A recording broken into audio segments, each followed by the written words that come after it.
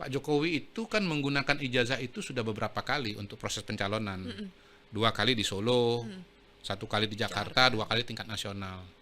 Ya kalau memang ada masalah, menurut saya sih harusnya udah dari dulu-dulu gitu loh. Itu sudah kena anulir Pak Jokowi. Itu kan kita harus ingat juga kasus-kasus calon bupati, wali kota, gubernur. Kalau ijazahnya palsu kan ketahuan itu biasanya itu kan akhirnya kan dianulir kan. Ini kan nggak dianulir. Yang kedua, ini yang sederhana aja ya pakai logika. Institusinya ini Universitas Gadjah Mada gitu loh. Bukan universitas nggak jelas di antah berantah. Rasa-rasanya nggak mungkin ada ijazah palsu keluar dari UGM, itu nggak mungkin. Apalagi mahasiswa S1. Mahasiswa S1 itu kan bertahun-tahun kuliah. Ada teman kuliahnya, ada mungkin rumah kosnya, ada warteg langganannya, ada tempat fotokopi langganannya, dan seterusnya. Jadi sebetulnya agak naif untuk mengatakan ijazah Pak Jokowi itu palsu. Registrasi sarjana muda, total SKS 122 SKS, tidak mungkin sarjana itu cuma 122. Kalau 120-an menurut sejarawan Leiden University, katanya itu dia sarjana muda. Itu ada di podcastnya Hersubono Point, ya, Hersubono Point. Itu bisa kalian dengarkan. Nah, kalau saya ya dengan mengasumsikan bahwa data yang ditampilkan itu tidak dimanipulasi, yang di pengumuman di Dirtipidum itu, maka di situ dicentang sarjana muda. Transkrip nilai hanya 122 SKS. Tebakan optimis, maka Pak Jokowi kalau lulus maka gelarnya bukan insinyur atau sarjana kehutanan, atau doktorandus, tetapi BSc. Jadi justru proses hukum ini hemat saya memang harus diteruskan sampai ke pengadilan.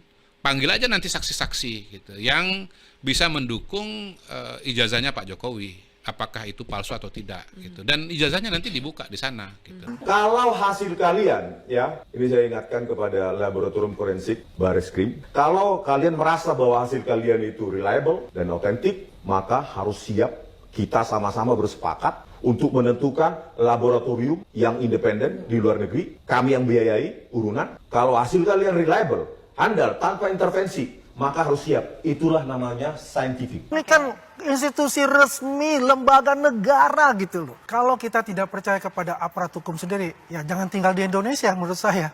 Emang mereka siapa? Mereka sampai bersikap seperti itu, mengkhianati bangsa dan negara ini. Sampai nggak percaya dengan institusi Polri, kemudian minta Singapura yang meriksa. Ya jadi aja warga negara Singapura mereka.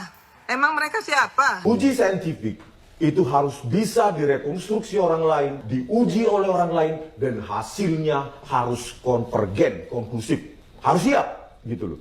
Karena apa? Kebenaran ilmiah itu tidak absolut, tidak hanya milik Anda. Harus siap diuji oleh pihak lain kalau ingin mendapatkan public trust. Itu poinnya. Biar bagaimanapun ini adalah lembaga negara gitu. Tapi ini kan kenyataan yang sudah dibuktikan secara saintifik ya. Saintifik itu harus repeatable, harus bisa diulangi, harus bisa di-challenge. Saintifik tidak hidup di ruang gelap. Saintifik tidak bisa diklaim secara sepihak. Bahwa apapun hasil Bareskrim yang diumumkan oleh Dirtipidum kemarin, itu harus siap untuk di-challenge. Itulah tempatnya di pengadilan. Institusi sebesar UGM gitu ya, yang punya kredibilitas itu sudah menyampaikan dan sudah bersaksi bahwa itu asli. Masih ngotot juga. Kemudian dibawa ke Puslapor, masih ngotot juga. Ini memang manusia kardus menurut saya ini. Ini nggak akan selesai ya. Selesainya kalau orang-orang ini ditangkap. Saya siap ditersangkakan, dikriminalkan seumur hidup juga saya siap. Ini ilmiah. Pertanyaannya gini sebenarnya, kalau asli mau apa? Kalau palsu mau diapain juga? Itu pertanyaan yang harus dijawab oleh Roy Suryo dan kawan-kawan. Kalau itu benar lembaga itu menjalankan tugasnya dengan benar. Kenapa kasus Sambo terjadi? Bahwa terjadi katanya tembak-menembak. Padahal tidak. Kalau mereka melakukan tugasnya, kenapa itu terjadi? Yang saya bilang itu. Kita lihat track recordnya. Kasus Vina Cirebon. Ekstraksi SMS 22-14-10. Tidak mereka pakai itu dalam mereka adegan. Yang diduga terjadi pemirkisiin. dan pembinihin 21.30 sampai 21.15 sampai 22.30. Bayangkan kalau masih ada ekstraksi SMS 22.14.10 dalam periode waktu yang dituduhkan itu. Kalau itu dipakai dalam reka adegan oleh polisi, apa yang terjadi? Bubar skenario itu, Bang. Itu produk polisi. 2, Jessica menggunakan e-Redshop, software gratisan yang Windows Operating System, dan berbohong mengatakan itu software yang memang tersedia di DVR FD161S, DVR Telview. Padahal itu Linux Operating System, beda alam. Di sini laut, di sini udara. Gak mungkin itu, dan tetap berbohong. Itu produk Laboratorium Komputer Forensik Bareskrim Polri itu, KM50.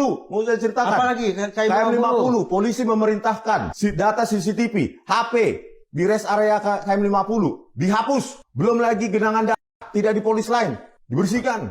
Terus 20 jam sebelum kejadian 7 Desember, 20 jam sebelumnya, fiber optik putus. Percaya nggak? Tidak dianalisa serat optiknya itu bagaimana, digunting, dimakan tikus atau apa, kena petir. Gak ada, Bang. Hanya dibilang tidak dapat mengirimkan gambar ke server kami di Bekasi. Percaya nggak itu? Bayangkan, data CCTV, data HP di masyarakat rest area KM50 itu sangat penting dalam digital forensik. Saya sebagai jubir beliau, saya boleh ditanya dapat apa? Saya nggak dapat apa-apa, Bang. Saya nggak mau bicara kalau saya nggak paham. Contoh misalnya, ketika misalnya si presiden akal sesat itu selalu ya mencaci maki Jokowi misalnya begitu. Ya, sungguh menggelikan menonton atau membaca cara para pendukung membela Jokowi tentang penganugerahan prestasi korupsi Jokowi itu. Begitu banyak pendukung atau yang disebut ternak Mulyono itu, saya harus ngakak gitu. Ada aja orang nemuin ternak Mulyono. Irma Suryani ini ternaknya Mulyono. Alhamdulillah masih anaknya manusia. Mulyono kan manusia.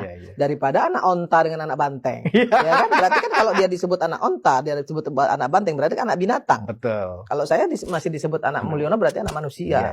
Wahai Ibu Irma Suryani si paling terhormat, izin Bu, sekalipun kami anak onta dan anak banteng, atau seperti Ibu bilang tadi, kami ini anak binatang, tapi kami bangga, Bu.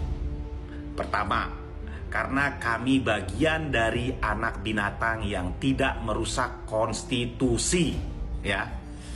Terus yang kedua, kami juga bangga karena kami bukan bagian dari anak ternak presiden terkorup sedunia.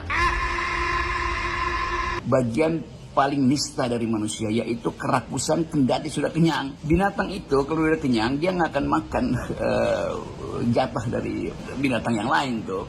Jadi binatang dibuat sedemikian rupa oleh alam semesta untuk mencukupi dirinya sendiri itu. Kalau kurang dia berburu tuh, kalau kenyang dia berhenti itu. Tapi manusia yang namanya koruptor itu udah kenyang pun dia masih berburu harta orang lain atau masih bahkan berburu harta negara. Buat apa?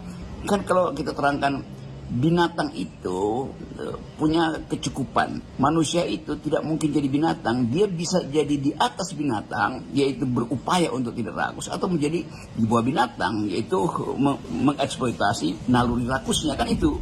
Jadi tidak ada manusia yang bersifat binatang, yang ada atau dia di atas binatang atau dia di bawah binatang. Nah, koruptor itu di bawah binatang. Jadi itu bagian yang saya terangkan tadi, bahwa dimensi itu yang harusnya dipahami, supaya kita belajar bahwa kerakusan itu datang dari kekuasaan yang berlebih. Oleh karena itu, kendalikan kekuasaan. Apa yang mesti dilakukan? Oposisi, kritik, dan seterusnya tuh. Pak Jokowi itu ya bukan orang yang mau membahas hal-hal yang nggak penting kayak gini. Masa itu aja masih nggak malu gitu loh. Nggak pernah digubris. Apapun omongannya, mau dibilang tolol, dungu, bangsat, nah nggak pernah digubris gitu. Tapi terus dihajar habis gitu. Dan masyarakat tahu, masyarakat bisa menilai ini manusia seperti apa sih gitu. Ya, ini demokrasi seperti apa?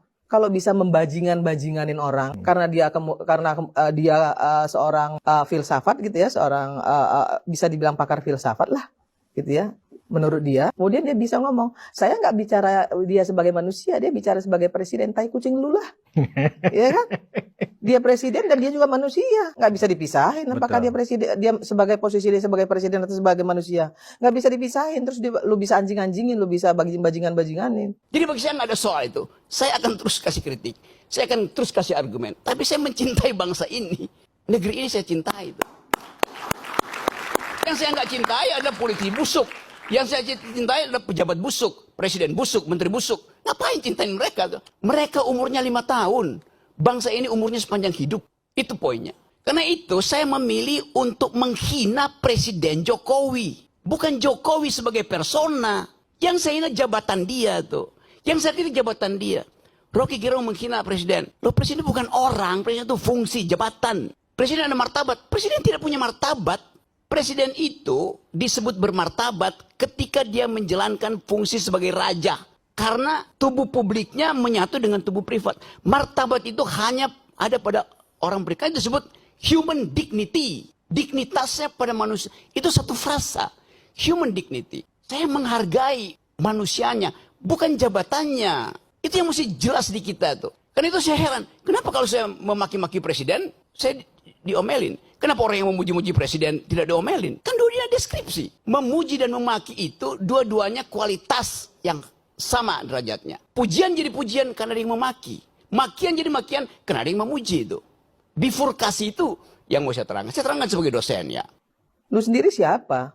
Apa yang udah lu lakukan untuk bangsa ini? Karena Pak Nggak Jokowi ada, nothing. Rocky Gerung nggak berguna buat bangsa. 2 minggu lalu saya pulang dari Paris bawa medali emas buat Indonesia tuh.